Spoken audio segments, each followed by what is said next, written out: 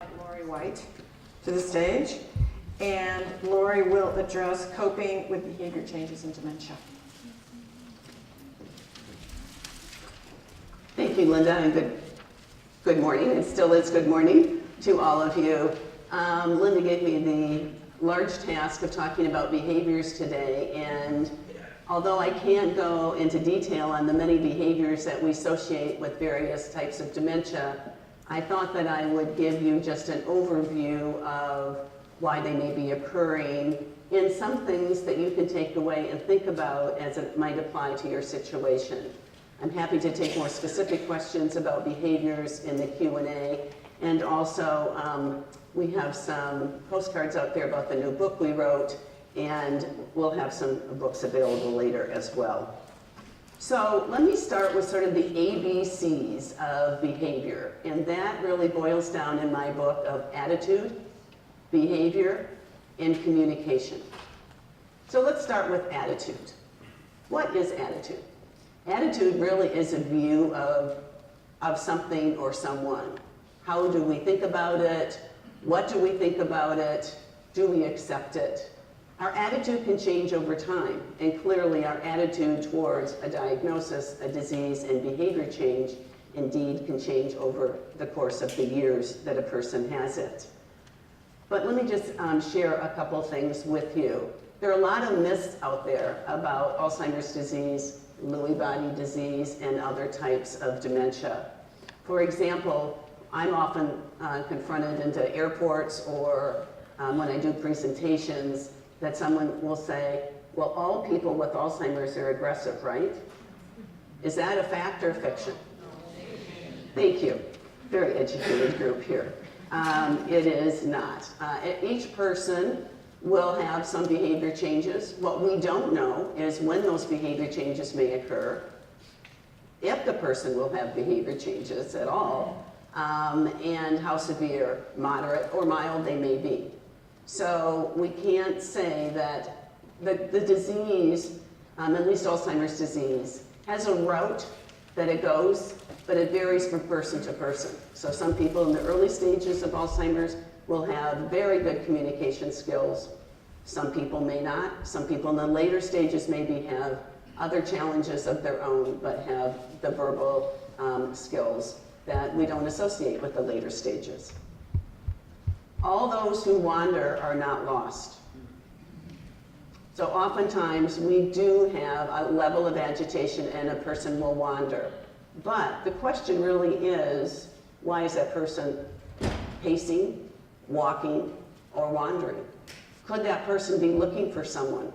Could that person be looking for something to do? Does that person feel vulnerable, frightened, unsure of where he or she may be, in fact, disoriented? As Robert Davis said in one of the first memoirs about Alzheimer's disease, written by someone with Alzheimer's disease, sometimes I have an uncontrollable urge to move. So that's another way to look at wandering. Again, about attitude. Our attitude changes over the course of time, and oftentimes is associated with the volatility or the changes in behavior that the person with the disease is experiencing. So we know, especially with Lewy body disease, that the behaviors in a person's abilities and needs can vary tremendously. But that can also occur with Alzheimer's disease and other types of dementia. So our attitude can be affected by that as well. One client recently told me that he said, quote, "I'm trying to change my attitude about my wife's disease from being a burden to being an opportunity." What was the opportunity for him, I asked. He said, well, it's an opportunity to learn, to try to understand why she does certain things, and if there are things that I can do to prevent the behaviors from escalating. When I understand things, I can cope better.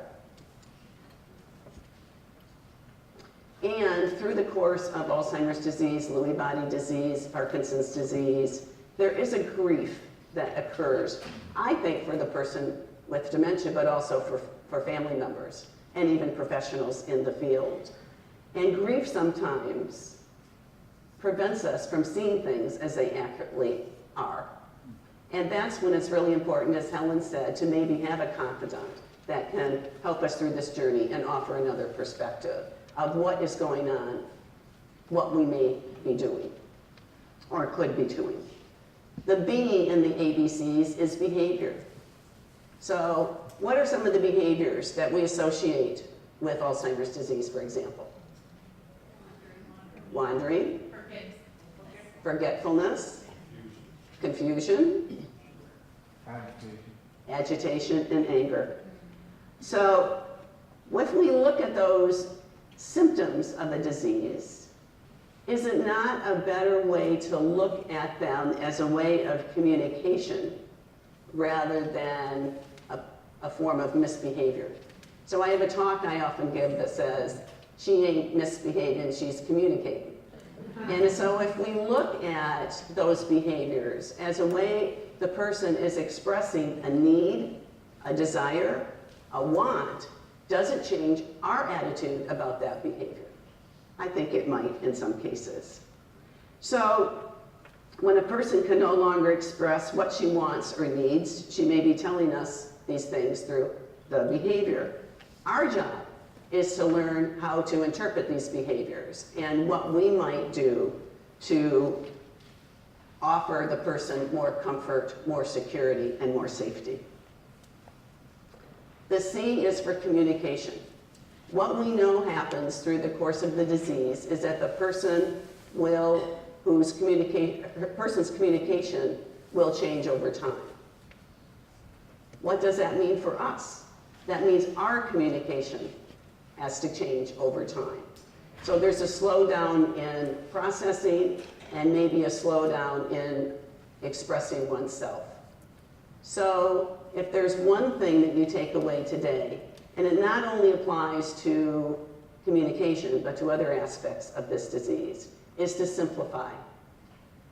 Simplify things. Simplify your communication to match the person's ability without sounding condescending or without treating the person as a child. So why do these behaviors occur? Well, we talked this morning, there's changes going on in the brain that account for some of the behavior changes. So memory loss, disorientation, attention span, other challenges in communication. We can't see the brain, so we can't fully understand why some of these changes are happening. It's not like you can see a swollen joint on someone who has arthritis. You wouldn't have the same expectations for that person in terms of perhaps exercising or walking, whatever it may be. We can't see in the person's brain, so we have to alter our expectations as well. The person may be in physical or emotional discomfort or distress. So rather than assuming that the change that we are seeing, whether it be agitation, aggression, wandering, rather than assuming that it's related to the disease, I think the first place to start is asking ourselves, is there something else physically that may be going on? So could the person have an infection? Could the person be in pain from an old injury? These are things to discuss with the doctor. Another reason for behavior change is, are we asking the person to do a task that she or he is no longer able to do because she can't remember how to do it. She doesn't remember the sequence of steps in the task. So sometimes people can get agitated or get verbally aggressive because they don't understand. Or the person can withdraw from some activities because maybe on some level, with some sporadic insight, the person recognizes that they can't do things. So why try to do them when you think you're going to fail? And the environment. So what is going on in the environment? Not just the physical environment, but the emotional environment. I know from being in the field for 30 years that people, even though they may not understand what I'm saying or what is going on around them, they have antenna and they can pick up on the emotional environment pretty darn easily. So what is our tone of voice? What are our facial expressions? How are we acting? But in addition to that, people with dementia can be overstimulated by noise, activities, sounds, and they can be understimulated and they are bored. And when they're bored, can they initiate trying to find something? And if they are initiating and trying to find something to do or to be with someone, do we label that wandering? So we know that there's several different emotional responses to this, to Alzheimer's disease and Lewy body disease. We know that about 50% of the people suffer from depression. We know that about the same amount suffer from anxiety and depression. We know that wandering, 60%. And we know that agitation, which is a more physical anxiety, if you will, the projected is between 50 and 90%. So there are some emotional responses to this disease, and I think it behooves us to think about what we need to do for the person. So for an example, some of you may have had the experience of personal care, the person not wanting to take a bath, or the person not wanting to shave, to change the clothes, to go to the bathroom, to brush your teeth. So we know that assistance with personal care is a large issue in caring for someone with dementia. Why might that be?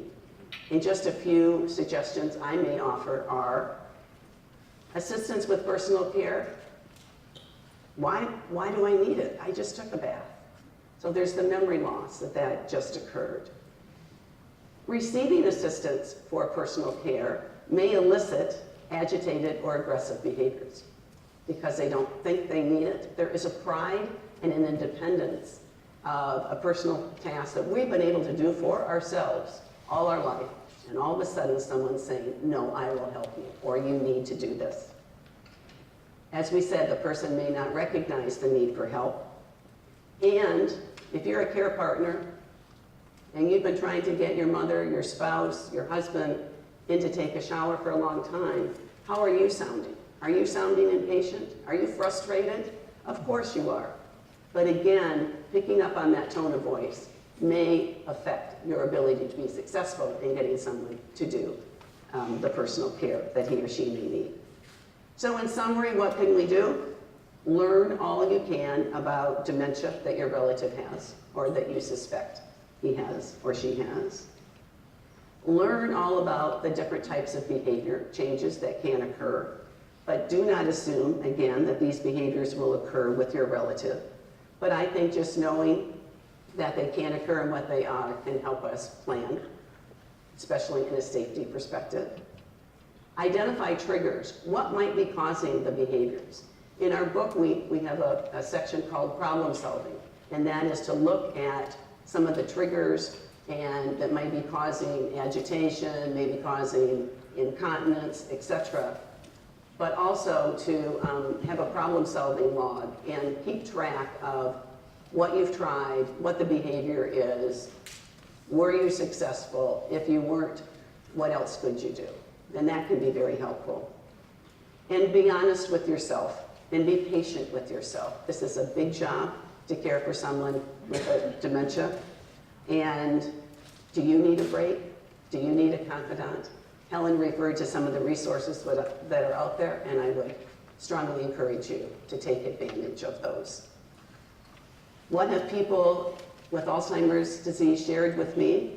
These are quotes. I am doing the best I can, but don't expect that I will always do it right. The familiar always doesn't come back, and it takes a lot of energy to deal with other people's energy. Thank you.